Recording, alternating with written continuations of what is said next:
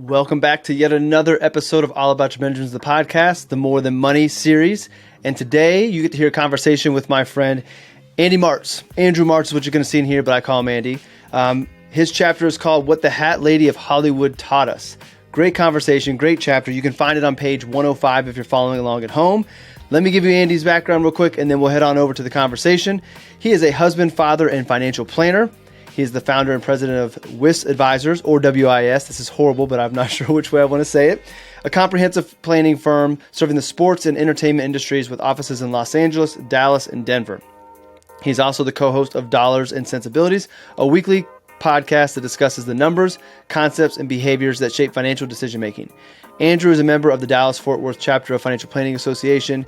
He is a certified financial planner professional and holds an MBA in financial planning.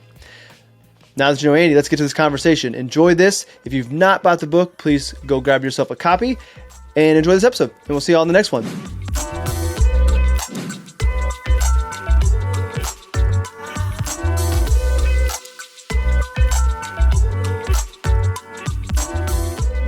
Andrew, I know that they call you Money Martz, which I love that is your nickname. How many years have you been a financial advisor? Yeah, this is year 17 for me. So okay. 2006, we got started. All right. So over those years, number of clients, number of situations, a bunch of stories you could have chosen to contribute to More Than Money. Show the plug. What was it about this particular story that made you choose it over all the ones you could have picked? I don't know if it was the story as much as it was the people. And so, as an advisor over the years, I've worked with a number of people where they try to help you design your business. And they always say, well, who's your ideal client? And the family that I wrote about has always been the number one ideal client for the very simple fact that I admire them so much. So my story spans 3 generations. And, today, what we would call G2, so the second generation is really our primary client. It started with G1, but I've always admired this family from afar, getting to watch you learn so much about people when you're their financial advisor, what they do for a living, how they spend their money, how they make their money, and everything in between. And I've always admired their character, the people that they are. And throughout my career, I've always thought, I don't want to just work with, CEOs of Fortune 50 companies and the wealthiest people. I want to work with people who I like and who believe in what I believe in. So to me, this family, and in the book, we call them the Bowers. It's not their real name, but that's their fictitious name in the book. Through generations, emulate characteristics that I would want to see through generations of my own family. And my hope was that telling their story would inspire others to think about not just their own retirement in 20 or 30 years, but the impact that you can have over 100 years or over 200 years through multiple generations of your family, not by how much money you make and how much money you save, or even did you pick the right investment, but what were the things that I taught my children and I taught the next generation about how to live and how to behave and how to make decisions, and one of those big decisions and behavior traits is, how do you deal with money? Mm-hmm. When I first started my firm, I didn't have a niche, not a traditional niche, but my niche that I said was I wanted to work with people that I like. Mm-hmm. That really resonates that you are more interested in finding like-minded people. And I think that sets up for a great advisor-client relationship because you have chances are you can have similar values, maybe even similar interests, so that you're going to be able to relate and appreciate what it is they want to do with their money and move beyond the numbers, more than money, and understand their values and who they are, what's most important. And again, to your point, ultimately help them live with their money, not just have it, and show their kids and grandkids how to handle money and how money is really a tool to help you create a life that you want and help people and do these things. So I think that resonates with me because I would say that I'm kind of on the same plane as you are. Is there a specific message from this story that really stands out to you or you would want to make sure people don't miss? Yeah, I think that for me, I'm a father of 2 young children, and the message is like, what can you teach the next generation? And what are the things that are most important to set them up for success? So one of the messages is, being independently minded. So every generation, despite what inheritance might have been coming or might be projected to be coming, was always very independently minded. And still today, on the 3rd generation, I'm blessed enough to be working with G3, are very, very independently minded. They don't think about family money or trusts or any, businesses or things of that nature. They simply think about, how are we living our lives? The other thing, and this is like a very classic financial planning strategy, is you think about when you're in your early years of independence, right? Post-college, first career. It's like, what are the biggest headwinds that you have to saving money and building longer term wealth? Well, it's usually paying for education, which is a massive problem today, right? Student loan debt. And we all know kind of the story about rising student loan debt today. The second is paying for a wedding, which the cost of weddings are very, very expensive and many parents help with, but sometimes, the participants, the bride and the groom, and they're left with a cost there. And then buying that first home, right? And saving for the down payment of that first home, which takes an exorbitant amount of capital, particularly given, right, we're recording this in 2023 when housing market is up. So the one thing that each generation in this family did for the next was help with those 3 items: education, marriage, and housing on the very first step. And that was enabled them to at least set up. Now, I know not every family and every generation has that ability, but that would be, what certainly puts you onto a playing field that gives you that extra head start to, start thinking very independently. It'll be interesting to see as like generations go on, if there's a shift in what the family or other families outside of your clients begin to help their future generations prepare for. We were talking beforehand about, people making decisions about the life they really want and the influences that we have through society and our families and the American dreams of, like, you're supposed to do these things and go to college and get married and have a house. But we're seeing that other people are delaying that, or maybe they don't want to do that because they have other ambitions that they want. And the American dream's not going away, but I think it's going to shift. So it'd be interesting to see if they decide, okay, we're not going to necessarily set up as much money for education because X, Y, and Z values have changed or schooling has changed, but now it's going to be this. Maybe it becomes, we'll help prepare for some type of secondary education, and maybe instead of it being for a wedding, it is for the ability to start a business or something. And I guess like today they could, depending on how the planning is done, these accounts could be earmarked for a wedding, but you could just change the purpose for another depending on how they're set up. But it'd be interesting, less about the structure and more about what the values are that they want to set up for the future generations, if they'll always be the same or if they'll change. I think it'll absolutely change, right? And you already see that, in our generation and the generation just behind us, where there was, I don't know about you, but we're about the same age. Coming out of high school was like unequivocal, you have to get a college education. There was no other option. Like, that is what you had to do. And that story has, been perpetuated for decades in this country.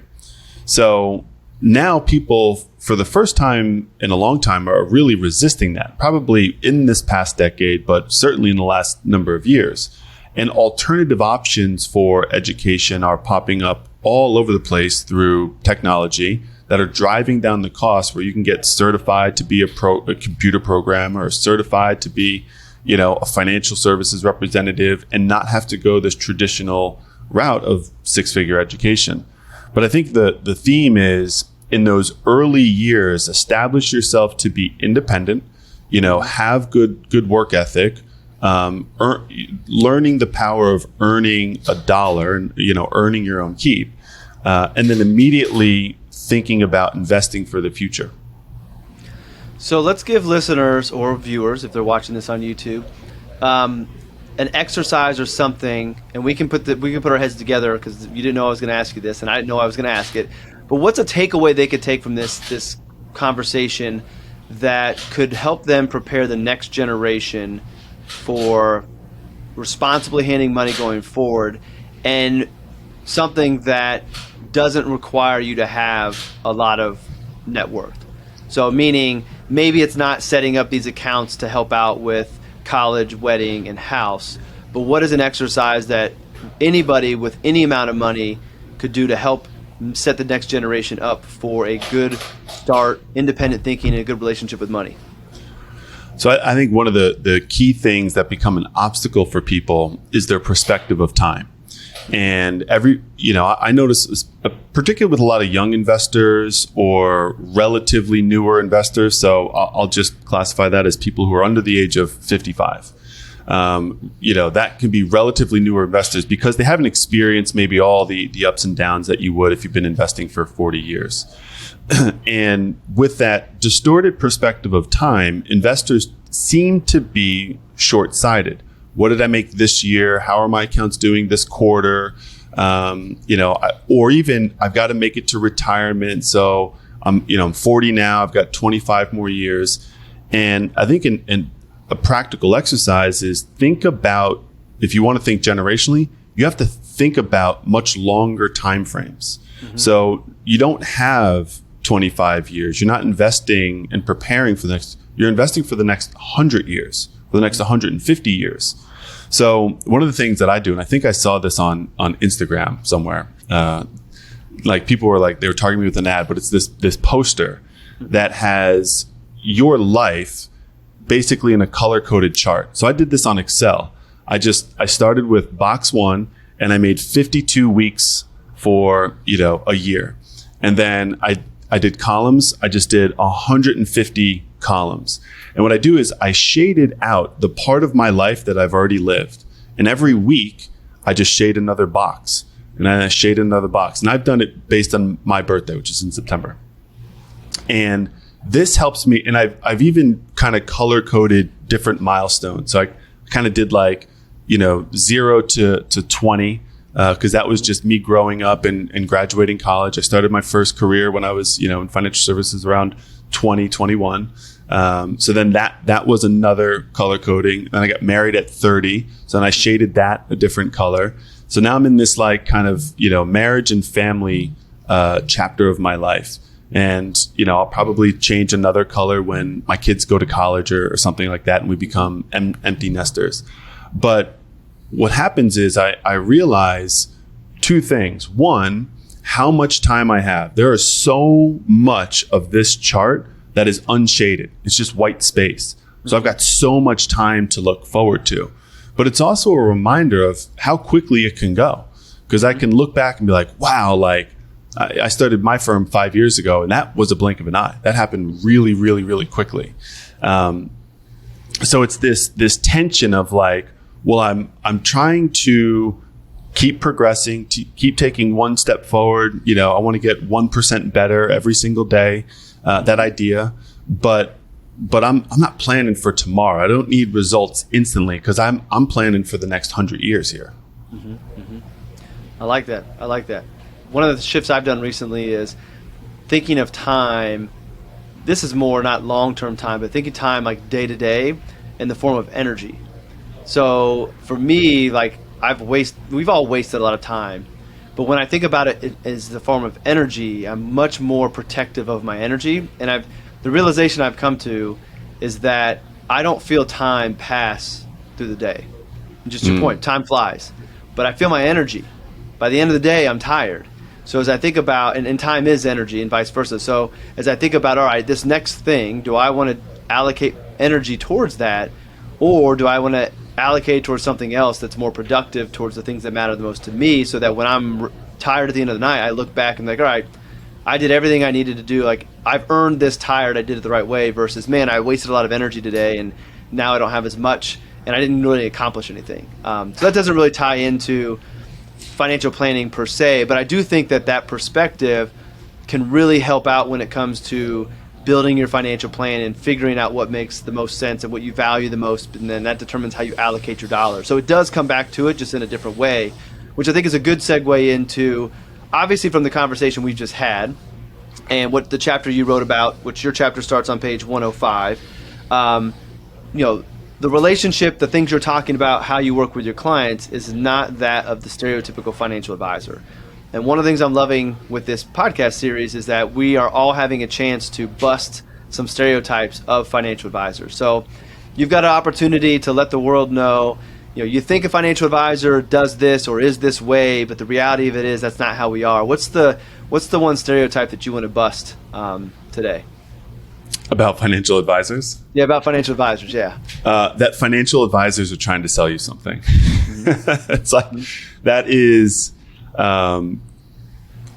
sometimes you can sense the hesitation of people when they find out what you do, because it's like a lot of experiences they have is like, this person's going to try to sell me an insurance policy. This person's going to try to sell me some, retirement account or some fund or something.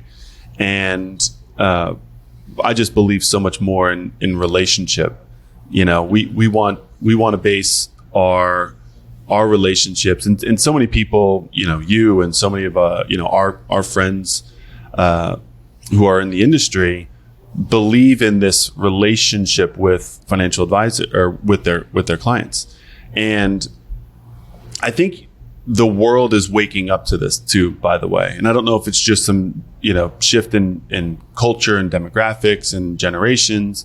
But financial advisors in 50 years are going to help clients more with organizing life and a lot of the things you and I were talking about, before we came online today, helping with their life, helping with their relationships, helping find purpose and meaning, but doing that through the lens of money.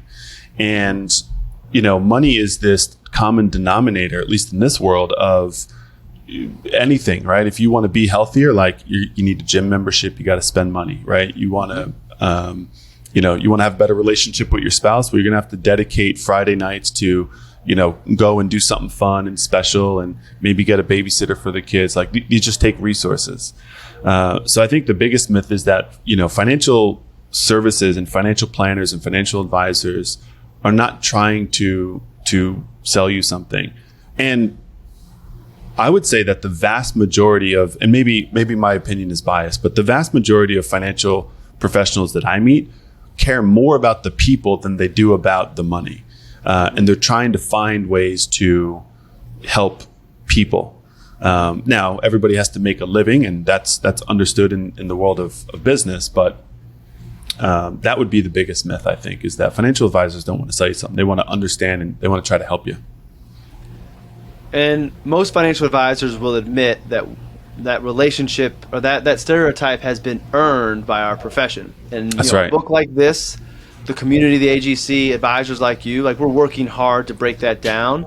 But our profession has earned it, so it's up to us to tell that story and then deliver on that story as well, so that when they begin working with an advisor like you or one of the others that are in the book, they see that, okay, they're not just talking, this is really what they're about. And I think it's cool because the stories are real stories. They're not made up. These aren't hypothetical case studies. These are real life stories that have happened that show that financial planning is more than money. I'll keep on teasing that title in there. All right, so one of the things that's been cool is I want to have some transparency and share some of our personal side. So obviously, as financial advisors, we have a good understanding of money. Doesn't necessarily mean we always do perfect things with it. We're humans. But I like for people to hear what advisors view as their best decisions with money. So if you had to pick one of your best decisions with money, what's one of your best financial decisions? One of my best financial decisions, I'm trying to not think of all the super, financial planner stereotypical stuff. Mm-hmm. Like saving your tax deferred accounts and contribute regularly. Yeah, no, I don't want that crap. Because at the end of the day, those are never the best financial decisions. I mean, those are important financial decisions, but those are never when on your deathbed, no one's ever going to look back and say, "I'm glad I maxed out my Roth IRA." There's going to be something else that's, to your point, not traditional financial planning, which is what I hope all of our answers become. So yeah, I'll give you a personal and a long-winded answer. I'll try to make this very, very short. Okay. So, I grew up in a kind of typical middle, lower class family. And one of the things I heard growing up when it related to money a lot of the times was no. Hey, oh man, I'd love this new pair of sneakers. My friends have these. No, no. Hey, let's go, on this trip. No. Hey, I want to join ski club. No. So that there was this like fear of money that we had to hold on to it. And I carried that into, my adult life, where I was fearful of spending money because I was so tightly gripped to it. Early in my career, because I didn't make much of it. But as I started to, advance my career and I had a little bit of savings and a little bit of discretionary income, I erred on the side of not participating in experiences. And that all changed when I met my wife. And the greatest financial decision I probably ever made was the decision to marry her, because she has completely changed the way I think about money and what money is. Because both from my experiences and then some of my like more academic training as a financial professional, it was like money optimization all of the time. And, my wife is not technically trained in financial planning and financial services, but is very, very savvy, but also just values people more than anything. And the people that are most important in my life are her and our children. And being able to experience and do things. So, taking trips that like sometimes like, wow, like this is a lot of money for this vacation. But in hindsight, a trip we took 2 years ago, I don't think about the price tag. I only think about the pictures, the Polaroids, the memories, the experiences, the laughter, the videos that are on my phone when I'm watching them when the kids are in bed late at night. And like, wow, like that was an incredible trip. So long-winded answer to say the greatest financial decision I've ever made was marrying my wife. That's a good one. And a different angle. Someone else had that, but it was a different angle. So I like that. And I think one of the things that sometimes people, when they hear stories about, spending money on experiences and, it could be an expensive trip, like not every experience that creates a lot of memories has to be a lot of money. That's right. It could just be, if you're working a lot, taking time out to go take your kids to the park. And, they're going to value that because they know you work hard and you don't have a lot of time. Doesn't cost much to go do it, but like your presence is priceless to them. That's right. And that doesn't cost you anything. So that's one of the things that, being someone who creates content in the realm of money, I always want to try to be sympathetic that not everybody finds themselves in the position that I'm in. And by no means am I the multimillionaire, but we're in good shape. So I want to always try to find an opportunity to say, yes, I'm very fortunate to be able to take trips that we take and do the things we do, but you can still, and we still, have very good memories that have been created, sometimes better ones when we spent the least amount of money, going for hikes and playing in the snow. Like experiences don't always have to have a price tag to them. And I just think that's important for people not to get lost, because if they think they have to have a lot of money to create these experiences that will last a lifetime, then they might miss it because they're focusing on the wrong thing.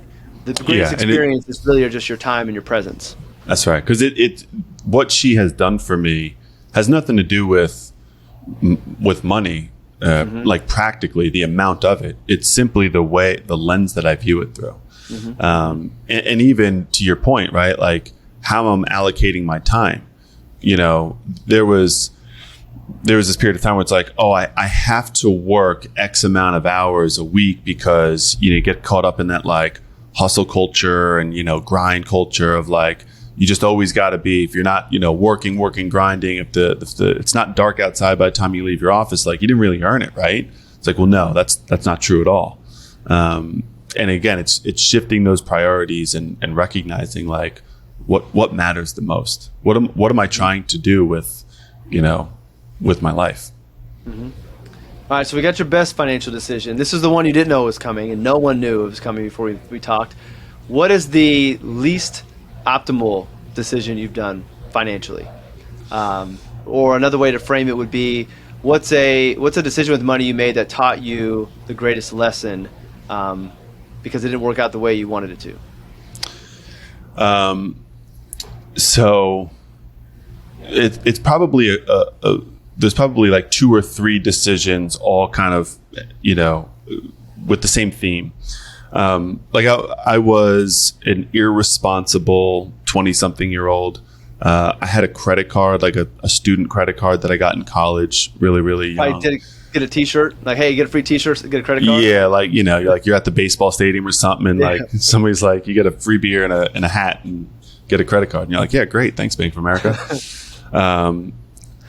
But so had a credit card, wasn't responsible with it. And I kind of grew up in financial services early in my career through the Great Depression or Great Recession in 2008. So like I started my career and things were okay. And then 2008 came and it was like, oh gosh, this is not okay. And did not have a lot of income in 2008, 2009. So I allowed credit card balances to get high. I also got a speeding ticket in that period of time that I could not afford. And so the worst financial decision I ever made was ignoring financial decisions. And the one thing I learned is, and this applies to all areas of life, not just my money, but particularly money, is that problems do not age well. So now when I have a financial problem, I handle it. Even if it's something it's like, oh gosh, like I didn't have the money at the time to pay off the credit card, but I could have called the credit card company and made a plan to pay that off. I didn't have the money to pay that speeding ticket at the time, but I could have called and I could have showed up to the courthouse and I could have made a plan to, instead of ignoring it for 2 years and then getting thousands of dollars of fees and fines and a bad credit report and everything else. So I'm very grateful that I learned that lesson when I was young and, made a commitment to not allow problems to age, which is now true in all areas of my life. Like if there's a problem, let's address it. Let's handle it. Well, I think another good lesson from that, and thank you for sharing, because it's hard sometimes as a money professional to say, hey, I messed up with money, but it all happens, and it happens all throughout our life. But I think that the other thing that it sounds like is you didn't allow those money decisions and the irresponsible decisions to define you with money. Like I think a lot of people continue to shame themselves for the things they did in the past rather than, hey, I messed up in the past, I addressed it, I fixed it, and like now I'm smarter for it. Some people do that, but a lot of people hang on to it, and it creates this additional stress with money because they are holding on to what's happened in the past. So, being able to hold yourself accountable and work through it is huge. Yeah. All right, man. Well, we are coming towards the end, and I know that this episode was a time commitment from you. You've got a wife, you've got the kids, you've got the business. Writing your chapter for the book was no short investment of time. You had to write your chapter, you had to edit it, you had to peer edit it. So I want to thank you for dedicating the time to bring your story to More Than Money, because as I've told everybody, this book would not be complete without all the chapters in it. It would have been a good book, but without your chapter, it would have been lacking. But we've got everything covered. So I want to thank you for your time. But I also want to ask you, what was it about this project that made you want to commit that time? Because we didn't know Harriman House was going to pick it up when we all committed. We were going to just self-publish it. And it got life and took off on its own, but you joined it before there was this exciting book with a publisher. Why'd you want to do it? Well, let's give honor where honor is due.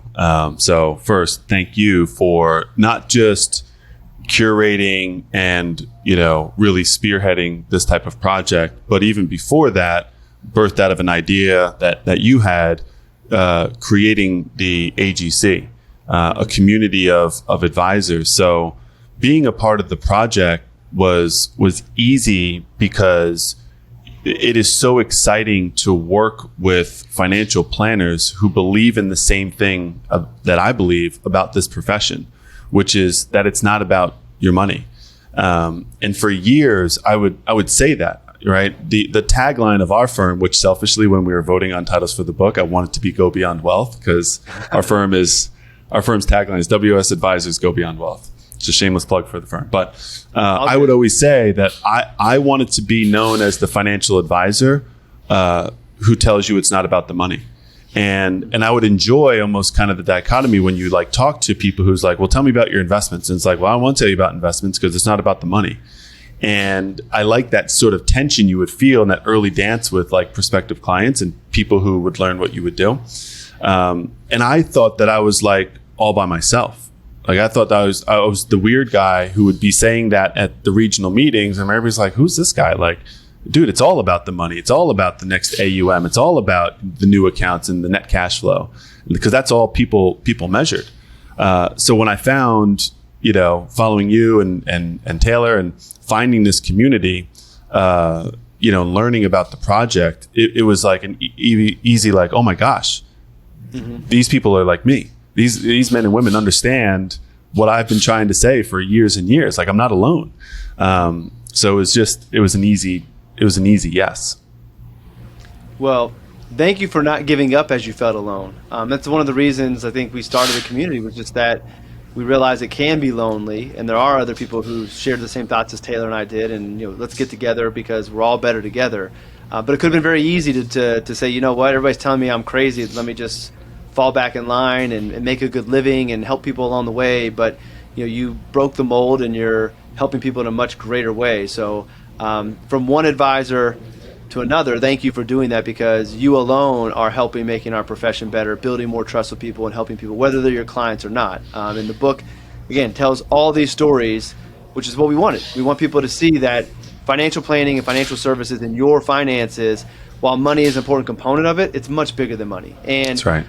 I think when people, especially when they're struggling with money or they don't have a good relationship with it, they think that sounds fake.